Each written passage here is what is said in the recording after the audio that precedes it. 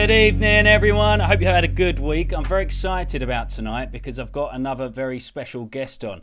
Now, those of you who have been joining me the last few weeks, every Friday we're doing a Friday night live, and I'm trying to get the most interesting people I can find to come on to have a chat to about lockdown life, but also each time, hopefully they're going to share some interesting skills for us. Those of you who know and follow me know that this week's challenge that you all set me was to learn how to juggle. So I do have a juggling legend and a comedy genius joining me in a few seconds, but before we get into that, and before I tell you who it is, in case you don't already know, I want to do a little giveaway. So in 2018, I flew out to Kabul in Afghanistan to do some shows for our troops, and I got 30 of these special coins. These are called... let's show you this. These are called challenge coins. Now, you hand these out in the army and also the magic circle as a sign of respect and also a sign of good luck. So I took 30 of these out and gave them to the guys who were looking after us while we were out there, me and my team. But recently, I ordered a load more to give out to you guys, just to say thank you for joining in and being my trusted followers. I really appreciate it. So if you want one of these, all I'm going to ask you to do, it will be a big help for us tonight, having this interview and this chat, is if you share this video now, and then tomorrow I'll go live and I'll look for everyone who shared the video and I'll give out 3 of these lucky coins. There's only a few that I've ordered, but we've got a magic circle on that side. They're very special. And obviously my army side over there. So if you want one of them, that's a cool thing. Right, now, I just want to see who we got. Chris, good to see you. Martin, Julie, Lucy, Amanda, thank you for joining us. Loella, thank you so much. Tim, thank you for checking out my YouTube video earlier. Tim joined me when that premiered. So it's good to see you again here tonight. And Morgan, hope the magic's going well. Now, I do have a very special guest who's going to be joining me. And it's perfectly timed this week that he's joining me this week because of the fact that you all set me this juggling challenge. In fact, let me put a bit of a more appropriate track on as we introduce this guy. Because he featured on Britain's Got Talent 2020. You will recognise him if you watch Britain's Got Talent because he was in the finals and he's absolutely hilarious. Now, what better person to come on and do a chat with us on this juggling week than the guy who...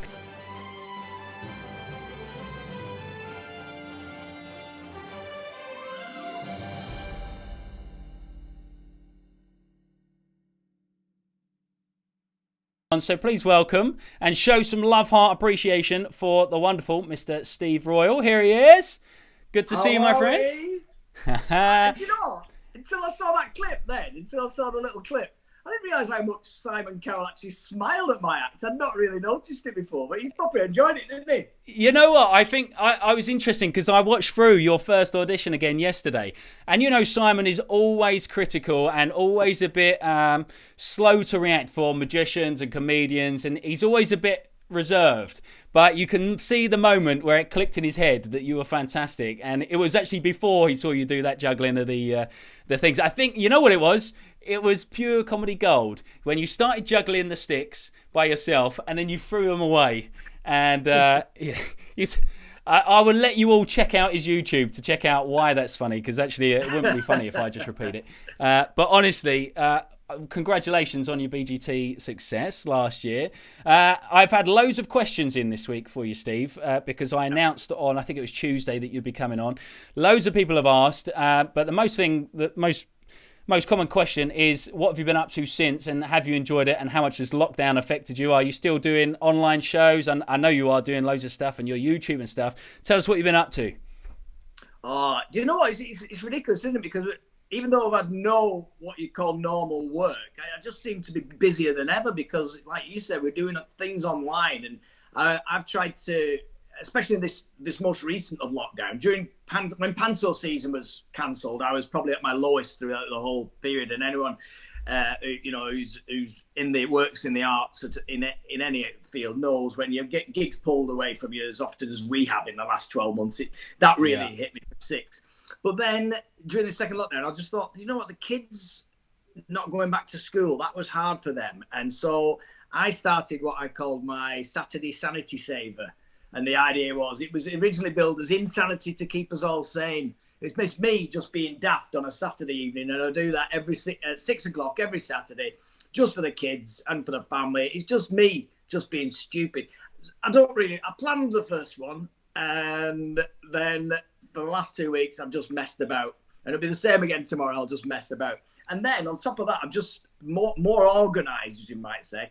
In just over a week's time, a week on Sunday, on the 31st of January, I'm going to be doing a live chat show with some of my celebrity mates, etc.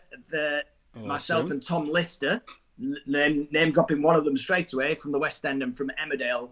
He was Carl King in Emmerdale years ago. Me and him were doing a lock-in. We've actually got a location.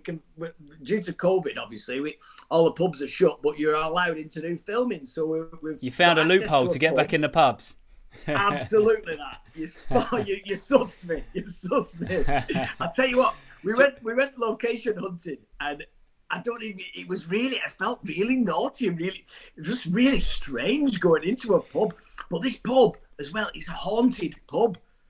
And the landlady was telling us about it, and there was ghost story after ghost story. And by the end of it, we've been in there about half an hour, and we're just like that, just thinking we're seeing things all the time. Honestly, we'll discuss it more in the actual live show. But our first guest, we have Lucy Fallon from Coronation Street and Sally Ann Matthews from Corrie. They're going to be our first guests, and we've got loads of other guests lined up. So yes, I'm keeping busy. Is the answer? A long answer. To your question. Awesome. I've seen loads of comments from people saying they've got tickets to see you. So, in fact, Sandra said she had tickets to see you in Panto. Did you get any shows done on Panto? Was it cancelled before it started? Do you know, I was gutted.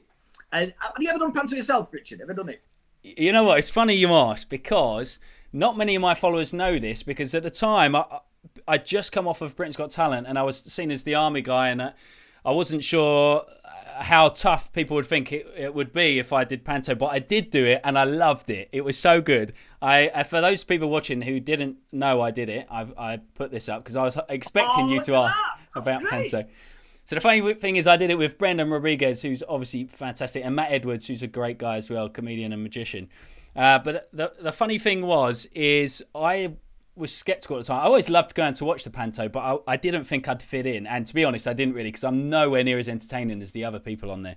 But I had such a good time. We were in Swansea, and I absolutely loved it. But where were you doing yours? Where was it booked for? Well, I've done Panto for 18 years at the Grand Theatre in Blackpool, so I'm kind of like, I hate using the word myself, but I'm a veteran. Veteran of Panto. And what a great venue that is as well. That's huge. Oh, that's beautiful. Well, if I'm right, that was a Swansea Grand that you were doing.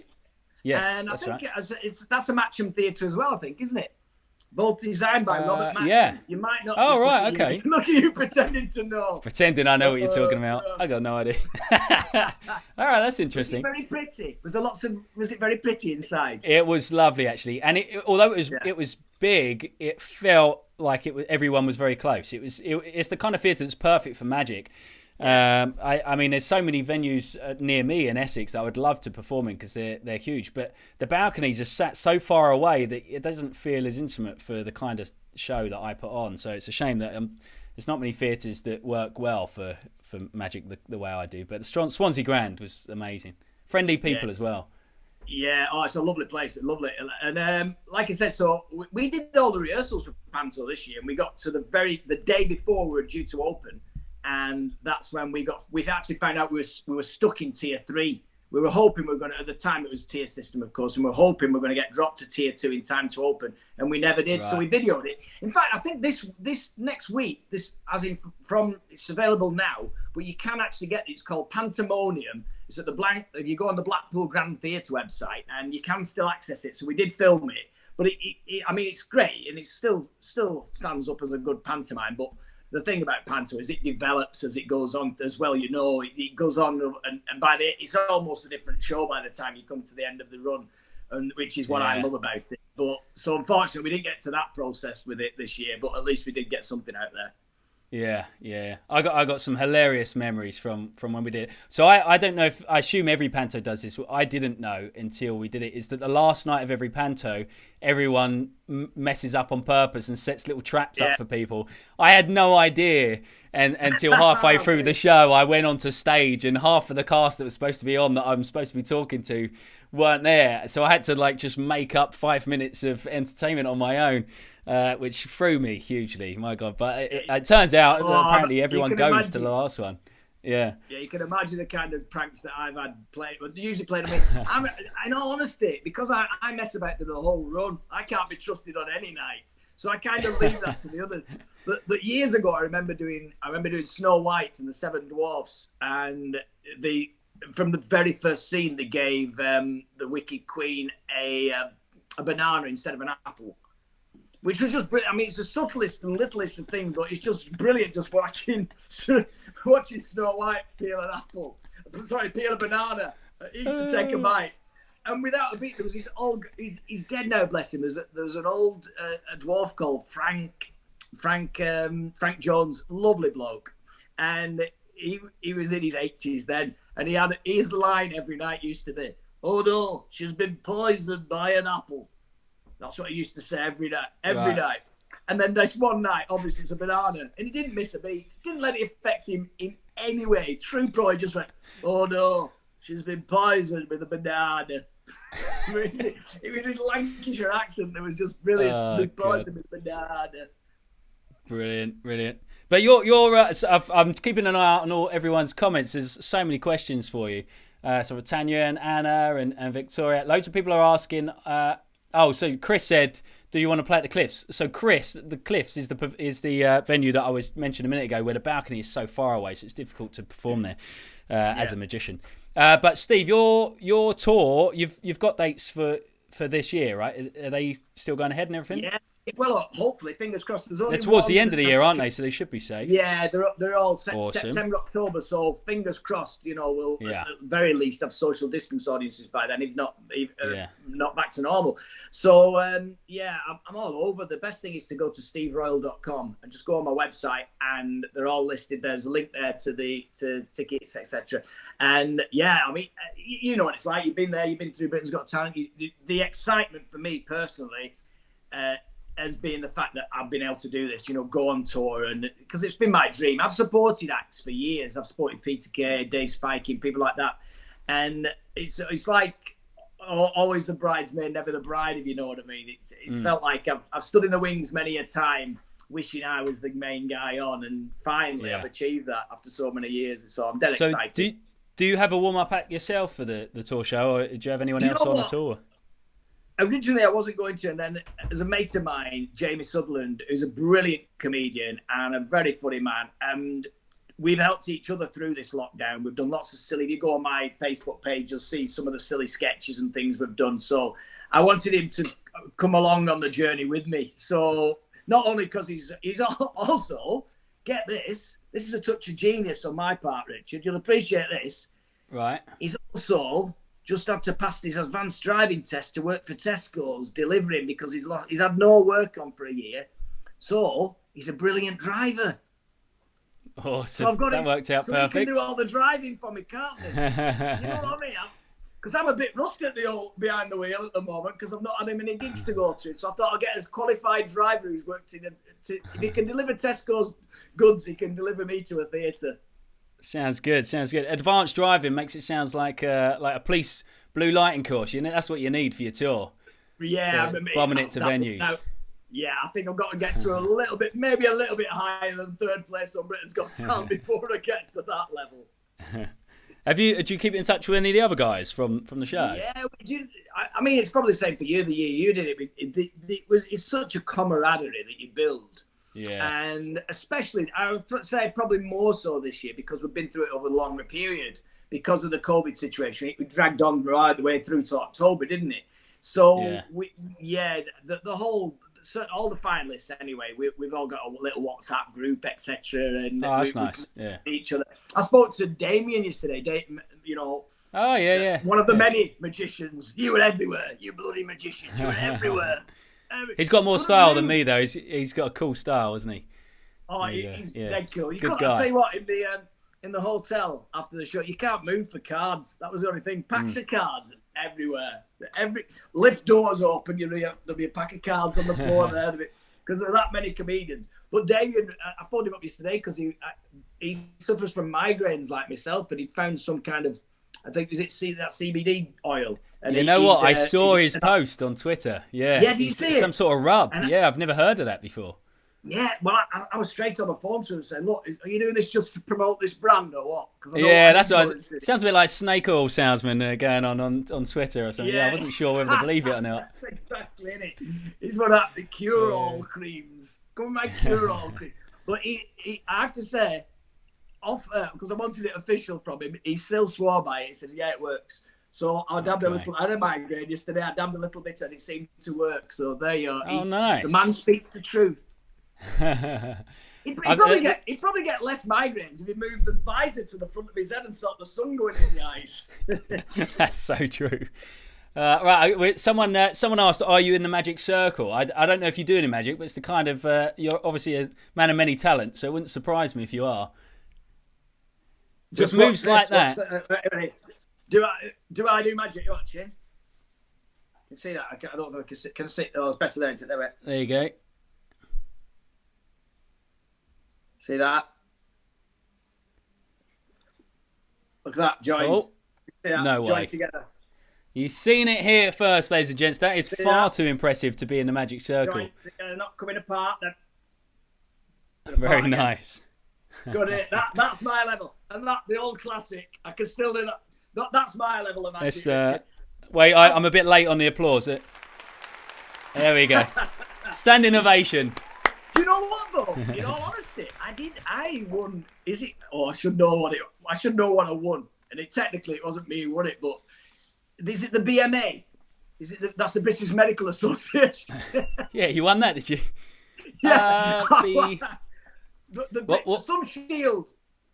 Oh, the I won a IBM. magic shield. I don't know. IBM shield. IBM magic. I won that. What, for that trick there that you just showed us? Right, about 20, probably in the mid-1990s, late 1990s, I helped a magician called Guy Barrett. Now, you might know Guy Barrett because he builds lots of props for the Britain's Got Talent. Yeah, I know of him, yeah. I think he made the Magic Bones' props this year. And I used to be his assistant. Oh, no way. Yeah, so I was his assistant for ages. I was his assistant for years. And one year we went to, I think it was Eastbourne, or Bournemouth, and we entered the competition and we won it, and he won a big shield, and I chopped a woman in half. Did you have to wear a wig? Yeah, well, no, I wasn't that day. I was never the glamorous one.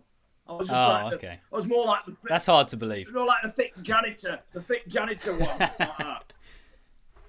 I did have to wear some black clothes, obviously, because you know what you like for your black clothing, you magicians. Oh, you're invisible once you're in black on the stage. Yeah, that's it.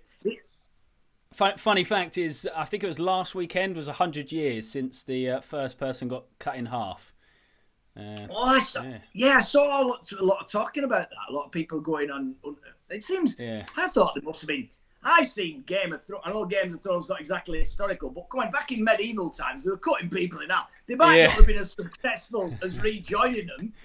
I don't think they even tried. I think it's the joining them back together at the end that's the real skill. I think the cutting in half, that's been going for centuries, that, mate. Well, it's quite interesting how, when you think all the big illusions that magicians have done over the last 100 years, you start to think and realise that actually maybe as a group of magicians, maybe as a group of people, we're a bit twisted, because most of the big illusions involve either tearing someone apart or twisting their head off and cutting their arms off and reattaching them. It's a bit of a strange group of people. I've suddenly realised we are. Yeah, you are. I mean, I'm amazed there's never been some, some controversy involving some magician who's, just a mass murderer turns out. Oh, what? The great Zamboni? Well, it doesn't surprise me. He's been cutting people in half for years. I knew he'd get the bug. It's a good excuse, though. It's interesting. Actually, I did a few cruise ships 2 years ago now, and I have I use basically my ceremonial sword from the army. I use in my act, and I wasn't sure if I'd ever get it through security, but I thought I'd risk it anyway. And I just remember the first time getting onto the ship. Obviously, you have to go through the scanners and stuff, and I think it was actually trying to get on the ship to come back to the UK. So it was in a foreign country, I don't know, Spain or somewhere. And I always remember him opening my bag and seeing this sword, and they were all congregating because I hadn't gone through the scanners yet. So I could see them all congregating, looking at it, like shocked, like, oh my God, what are we going to do?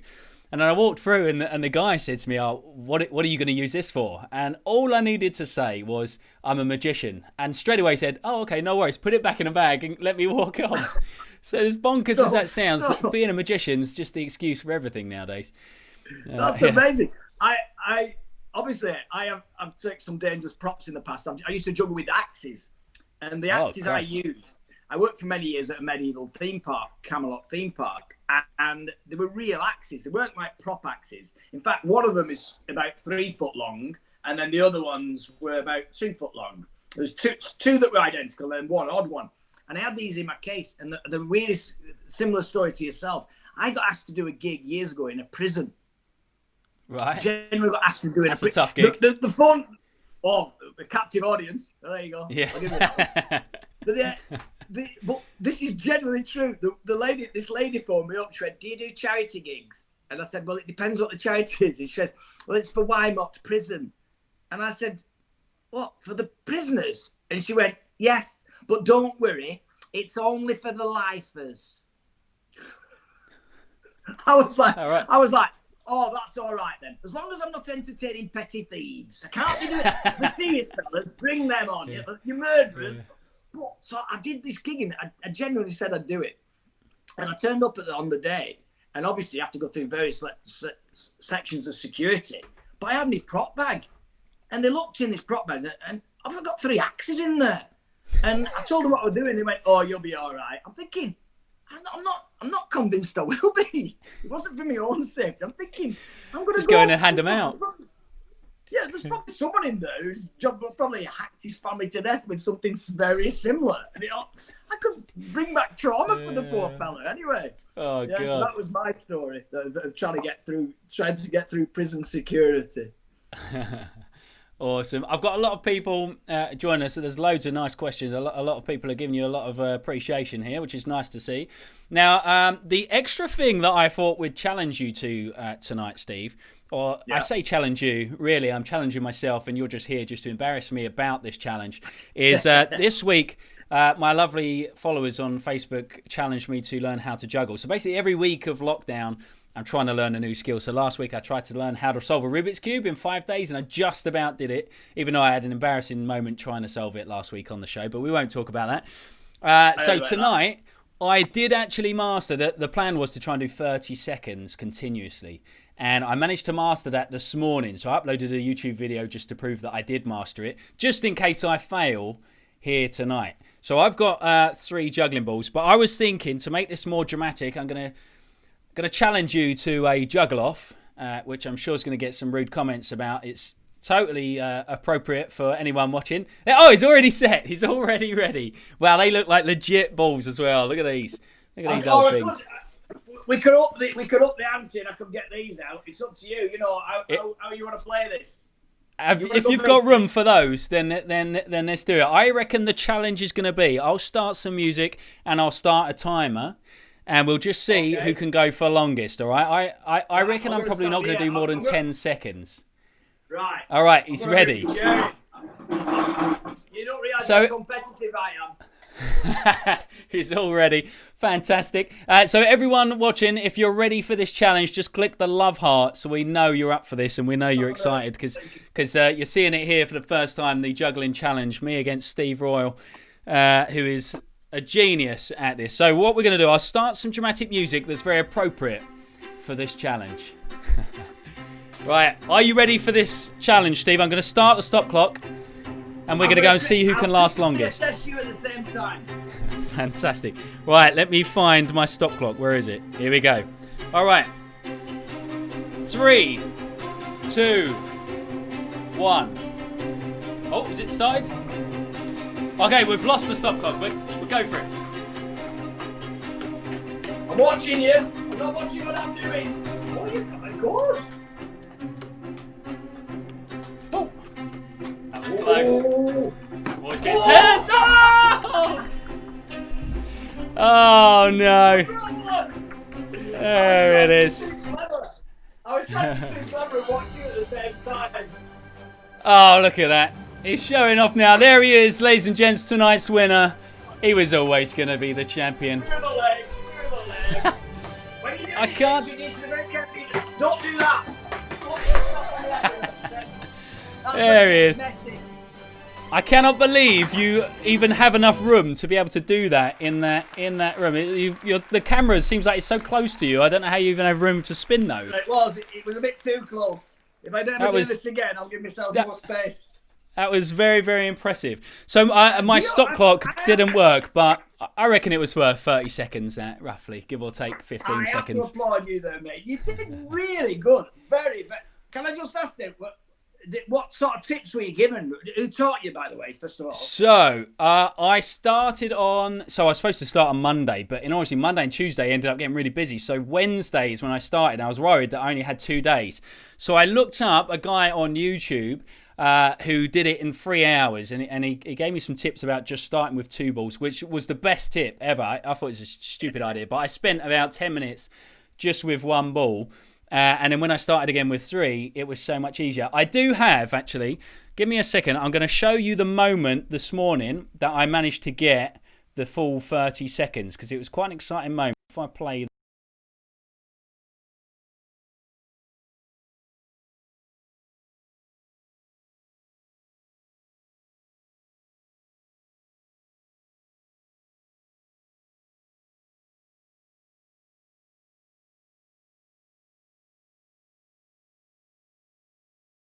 these cameras back and bring Steve back in. I muted you by accident now. I wasn't sure how to get you off. Sorry. You see, you know what you should have done there? I'm looking at some of your mistakes. I don't really told you this in the class. What I always tell when I'm teaching people is that wall at the side of your house there, that is the ideal place to always practice against the wall. Face it with the wall right in front of you. Because what you'll do, it'll stop your arms going too far out because it's all about keeping your elbows in. I end up like this, yeah. Also, some people, when they start to juggle, they start like that and they end up going forwards. Like, some people need a long hallway almost. But if you've got a wall in front, if you throw it, I'll see if I can demonstrate it in the back here. Can you see that? So if I'm juggling here and you throw one away, it'll bounce back off the wall, you see, to you. That's a top tip. Oh, I wish I knew that Wednesday. So you can do it like that, you do that, and then you can do tricks where you throw them against the wall like that, you see? I don't know if you're picking that up, but is it? That's cool. That's very cool. Like that. I didn't realise how embarrassing juggling is slow motion until I watched this footage when I was putting it on YouTube earlier. There's balls literally flying everywhere and in the face and all sorts. So slow mo is quite an interesting watch. Anyone who hasn't seen it, I uploaded it today on my YouTube. My whole process. It took me 3.5 hours in the end. And the weird thing is when you guys asked me to do the juggling challenge. I think it was on Sunday, just gone, and I decided, okay, we'll take up the juggling challenge. And in my head, I was thinking, who can I get on interesting next week who's fascinating as a person but also can juggle? And I was thinking, and I was talking to my family, and we thought this, of course, it's going to be Steve. And the weird thing is then I got him up on Instagram on Monday because I was going to send him a message saying, would you be up for coming on Friday live? And he just literally posted a story which was a link to his YouTube where he was teaching that day how to juggle 3 juggling balls, which blew my mind. The odds of that happening were crazy. So if you want to learn some juggling, Steve's the guy to learn from. He's got a video on. It is on YouTube, isn't it? Yeah, it's on YouTube. I wasn't sure if it's YouTube or Instagram that I watched it on. Just look on my YouTube channel and it's on there. And I'm going to try and do it a little bit more advanced each week as I go through them on the kids show. But you need to start learning tricks now. You need to be starting doing a few, you need to practice tricks like that. Oh, look at that. And then do that one where they go over the top and things like that. You see, that's the sort of stuff you want to be doing. This is a really hard one where you go. Oh, hang on. Oh, I can't remember it myself now. Ready? It goes. You see that? Very nice. Very nice. The crazy thing is. For the first when I first started learning, the first 20 minutes was enjoyable. The second hour was very frustrating. But after I got over that hurdle and you start getting into it and you can do it for more than a few seconds, it's actually really therapeutic. I got really into it. It was bizarre. Yeah, do you know what? Apparently, at some point, my sister's a psychologist, and she explains this better than I can. The learning process is you learn on one side of your brain, apparently. And so, whilst when you're doing it and you're dropping them and you're not in the flow, it's all being collated, if you like, in one side of your brain. And then there's a moment where it flicks over to the other side of your brain, and then it becomes what they call muscle memory, which is a muscle. And so when it's in the other side, and that's when you can just do it without even looking. You say, I'm just looking at you now. I'm not even aware of it. You don't even think about it. Yeah. But when it's the same as you with your cards. With some of the card tricks that you do, you're not even aware of that you actually learnt it. It just becomes just so natural. And I think there are some people who say anyone can juggle and anyone can do magic, and they can. But I think some people, I think you do have to be a little. I don't know what you're like with. I'm just looking at how straight your pictures are in the background and how quiffed your hair is. You're a man who's got a little bit of OCD, and I think you need a little bit of that when you do something like juggling and magic. Yeah. We're not all there, are we? None of us. That's so true. On my hair, don't get me started on my hair. This is a nightmare for me. This is a lockdown hairdo. Oh, it's driving me nuts. You come to the wrong bloke for sympathy when it comes to hair, mate. Awesome. I'm just checking out some people. If any of you watching have got any ideas of what the challenge can be for next week, drop a message now and I'll see what we can see. So Lucy has said unicycling. No doubt you can do that, Steve. Oh yeah, I can. Yeah. Oh, Dad. I want to see you swallow that ceremonial sword. No chance of that. No chance. That's a horrible. When I worked on that theme park years ago, there was a guy there. It was one of the jousters, actually. So he used to do all the horse riding. He's now a stuntman in films and stuff. But he tried one week to learn how to do, let's say 1 week. He spent weeks and weeks, a whole summer season, in fact, trying to learn how to do not fire eating, and sword swallowing. It was horrible. It's just that gag reflex. He'd go like that, but he'd have like, sword and go, oh. I want to know who the first person was to even invent that. Yeah, who thought that'll be a laugh? I like Chris's idea, handstand. That's a nice challenge. Oh, that's hard. Anna says stilts. Well, you can't do a handstand. Surely you can. You're a master of all those kind of skills, no doubt. Back in the day, I could probably just get up. I used to be able to walk on my hands a little bit, but that's not easy to learn in 1 week, I don't think. Right, well, I'm going to set you a challenge. In fact, Tim is going to set you a challenge because Tim here has challenged, not me. This challenge, I believe, is just for you. It's 2 minutes in an ice bath. So it's definitely not me who's challenged that too. So, let us know how you get on with that one. If I told him, I can't quite. 2 minutes in a nice bath. That's what I heard. I'll have a nice bath after this. In a nice Brilliant, awesome. So there's loads of great ones in here. Yo-yo tricks. That's a good one. I've got 3 daughters, and I mean, you're lucky we're doing this on a Friday night. If this had been 24 hours ago, there's no way we'd be able to do this because there's dance classes going on all around because everything's online at the moment. But they've tried for years to teach me the time step in tap dancing, and I still can't get it. It's just this. It's like. I'm trying to do it now as I talk to you, and I can do it a couple of times. I went on tour a couple of years ago doing a play about Dan Leno, and hopefully it was supposed to be during the pandemic in April. We were supposed to be doing it at the Criterion Theatre in London, and Dan Leno was an old music hall star, but he started off as a clog dancer, so I had to try and learn some of these steps with clogs on. And I was hopeless, really bad. That's a good challenge. It's to learn to do the time step in tap dancing. That will be a good challenge. What's difficult about it? Is it getting the timing right? Is that what it is? Yeah, it's just well, I'll tell you what it is. There's one part of it where your leg do like it's just not natural. It's not like right left. It's like right left, 2 with that left, and it's heel tap. Crazy rhythms.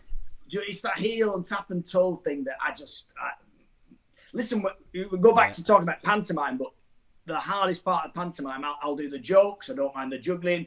I'll fly through them. But when it comes to singing and dancing, that's when I have to spend hours and hours. And I I usually rehearse with the kids for 2 months before we rehearse with the rest of the cast. Your trainers. So oh yeah, hopeless. That's hopeless. Perfect. Yeah, I couldn't dance for anything. I had to dance in panto, but yeah, you didn't. It ruined the show, if anything. Yeah, eventually it's just I can do sidestep, click, sidestep. That's my limit. But like I said, I've got 3 daughters who all do dancing. My wife was a dance teacher as well, so it's not that I don't have the help. I do have the help. I'm just incompetent at that, definitely.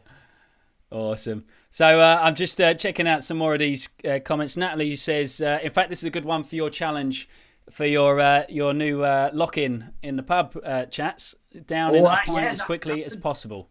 At the beginning of the chat as well, not the end. That'll make it more exciting. Yeah, I've never been good at that. I've never been good at down in a pint quick. No, me neither. Because then people, again, some people go like open the throat or something. They just go, no, I'll be hopeless at that. And I don't drink much either, so I'll be better. No, it's not. You see, that's your challenge. You need a time limit, don't you? You need to be like within 10 seconds or something. I don't think you can learn. You can either do that or not. I don't think it's good for you. Guitar playing then? How's your guitar playing? Well, that was I've just spotlighted that one because that is going to be one of my challenges because I'd love to play a proper piece like finger picking on the guitar, but never really been able to do it. But I was going to ask you, as soon as you can juggle guitars, no doubt you must be able to play the guitar as well, right? You know what? I can play about 3 chords. One of the funniest things about when I first decided to that routine that I do with the guitars, it first came about when I again worked at the theme park, and the tap dancing bit that I do with my feet. That used to be done by a horse. They had a Spanish horse, and it was because they bought these Spanish horses that could do all these trip rides and trick moves. And I used to play the guitar alongside them, and the horse would do the dancing. But I always like to build up, so I used to juggle with them little guitars, the little ukuleles first. Oh yeah. And I remember going into this little music shop. Ukuleles, you can buy them everywhere at the moment because they've become almost trendy, haven't they, for people to use? But this was about 15 years ago, and you couldn't get them anywhere. And I found this little music shop, and this poor bloke, he wouldn't give them to me until he insisted on tuning them all for me. And I didn't have the heart to he spent about an hour just going, and this little old fella, he was, bless him, he tuned everyone, ding, ding, ding. And he actually said to me at one point, he went, do you know what, a lot of people just think these are toys, and they're not. They're a beautiful instrument.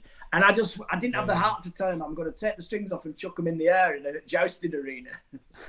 So I could just imagine you going to you're turning up to a guitar lesson. They're asking, how have you got on this week? And you're just juggling. It's just the most bizarre thing I've ever seen. I've never seen. I didn't know it would even be possible to juggle guitars until I saw you do that. So it would be nice to take it to the next level, wouldn't it, and be able to actually, pluck them as I juggle them and then make a tune out. That would be impressive. Well, actually, there is a guy, a 12-year-old boy on YouTube, who we were talking about last week, who juggles Rubik's cubes and he solves them one at a time as he's juggling 3 Rubik's cubes. Yeah, I've seen him. That is absolute bonkers. Absolute no bonkers. Friends. No girl. I haven't got a girlfriend. I bet you haven't got a girlfriend. So the way, I know. Go on. No, I was going to say I entertained at the going to talk about magicians and that, and I said to I did a show at the Blackpool Magic Convention a couple of years ago. And my opening line that night was Blackpool Magic Convention, Valentine. It's always around Valentine's night because it doesn't matter. It's so true. It's so true. Conveniently placed in the diary. So you go to the convention, do you? Yeah, I've been several times. I love it up there. Good friends who run it, and so it's incredible, and it's something that we're dead proud of here in Lancashire because I'm not far away, about half an hour's drive to Blackpool, and Blackpool's got a lot of things we're proud of, but one of the main things at the moment is the fact that it does do the world's biggest magic convention, and people travel from all over the world, and some of the names are just incredible. People probably don't. A lot of people don't realise it, but you in the magic, fraternity, how big an event it is. Yeah. So anyone who doesn't know what we're talking about, it's pretty much every February. I think it is the same weekend every year, and it is Valentine's weekend. I'm pretty sure. Yeah. So every year, thousands of magicians flock from around the world, all to Blackpool, to meet up and talk magic. So anyone who lives in Blackpool probably hates that weekend of every year when thousands of crazy lunatics turn up out of nowhere. To chat magic. Things go missing. Lots of things go missing. Yeah. You don't walk around out and about with a watch on during that weekend. My God, yeah. Things go missing a lot in Blackpool, even at middle of summer. To be fair. So I know, Steve, you're planning on, you've got a football match on tonight, and you're also doing some other stuff. So anyone who's got any questions for Steve, if you've got any more questions, quickly type them in the comments now, and I'll try and answer them quickly before he has to go. Have you got all right for 5 more minutes, Steve? Yeah, of course I have, yeah. Okay. So I'll just keep an eye on it in case anyone has any dying questions to ask you. But anyone who's watching this after we're live and wants to catch up with Steve. Steve, what are your social media handles? Just let us all know. Yes, usually always the same. It's at Steve Royle Comic. We've got to remember to spell the Royle the right way, which is Royle. And I'm stressing that because even Britain's Got Talent on my dressing room door for both the semi-final and the final. They spelled my name wrong. But they did it with the classic Royal. I actually took it as an omen that I was going to win because, I thought, they've already got me lined up for the Royale variety show. So it's Royle, but Steve Royle Comic is my handle on Twitter, Facebook, Instagram, and that TikTok. I do that because that's all you do on TikTok, dances. Awesome. I've just seen the lovely Sandra. Sandra, I hope you're well. Sandra's asked, where's the link for the lock-in that you're talking about? Again, that'll be on my Facebook page, and it's on my Twitter feed at the moment and Instagram. It'll be, there's no actual link yet because there might be some link. Listen, I don't get involved in all the technical sides of that, but there will be a link coming up in the next few days to that event. It's already been advertised, so it'll show you how you can do it. But it's free. It's going to be a free show. We're doing it for free so we can get the maximum number of viewers. Awesome, nice one. It's a good thing to do. That's something I never intended to do lives every week, but I did one a few weeks ago, and I had so many lovely people join me, and it ended up such a nice thing. While everyone's stuck indoors, it makes perfect sense. So that's why I'm trying to do these. Next week, I think I've got on a magician. Just to tease everyone, I've got a really cool magician, but I'm going to try and get a few more BGT people on as well, because obviously the majority of people that follow me are probably big fans of BGT, so it made perfect sense to get you on. No doubt they're all very excited to see you, which is great. So all of you, do me a favour. It'll mean the world to us if you make sure you go over and follow Steve on Facebook and check out his YouTube. And also, if you want to check out my latest juggling challenge, it's now up on YouTube, and there's a link on my Facebook there if you want to see how I got on in slow motion. There's a lot of embarrassing shots in there. So who are you rooting on tonight on the football, Steve? Well, I live in Chorley, and we're playing we've got through to the fifth. I heard you're the number one fan, actually. Well, do you know what? Between you and me, I've been on breakfast. Or television. the one fan. I've been on breakfast television. I've been on all sorts of interviews, like I'm the ultimate knowledge of Chorley Football Club. I just live in the town, really, if I'm honest with you. But I have got really swept up by the whole occasion. And we're playing Premier League, Premier League opposition tonight in Wolverhampton Wanderers. So it's a massive thing. It's one of those occasions at the moment because we're in lockdown. It's not as amazing as it probably would have been if this was out of lockdown. The whole town would be celebrating. There'd be banners up. I can imagine. So it's dead exciting. So I'm dead proud. It's a lovely town that I live in. I'm dead lucky to live here, and so I'm rooting for Chorley tonight. And straight after it, I'm doing another live. Actually, I'm doing a podcast with Wandering Wolves because we're playing Wolves. I'm mates with Mark Rhodes, who's from Sam and Mark on the telly. You remember Sam and Mark? Who they do a kids show, and then I think they got Pop Idol years ago. But anyway, Sam and Mark, I'm doing an interview with Mark because he's a massive Wolves fan. Hopefully, I'll be trying to cheer him up because his team have lost. So come on, Chorley. Awesome. I've seen a few people, Paul and Helen, both have said, come on, Chorley. So you've gained a couple of fans there tonight. Awesome. Oh, Right, well, what brilliant. we'll do, we'll let you go and cheer on the team. Good luck with everything. Thanks so much for joining us. We've had a great time with you on. And thanks for not making me look too bad on the juggling. There were some supportive comments there, which you could have easily slammed me for that 3 seconds that I managed to achieve. I think you need to look at the replay. I think you might have won that competition. I think I might have dropped them slightly before you, so you need to just watch that very carefully. I might have to give you that. I might have to concede. Awesome. Well, hopefully maybe I'll just set you another challenge at some point later on down the line in lockdown. Maybe we'll try and get you on again. That'll be fun. I'll see what challenge I do next. Awesome. Thanks for having me. Ladies and gents, everyone who joined us, thank you very much. Don't forget to follow Steve and show your appreciation with a love heart. We really appreciate that. Awesome. So I'm going to try and end this in a really cool, clever way. So, Steve, thank you so much, my friend. You're a true gent. I really appreciate it. All the best. Thank you very much.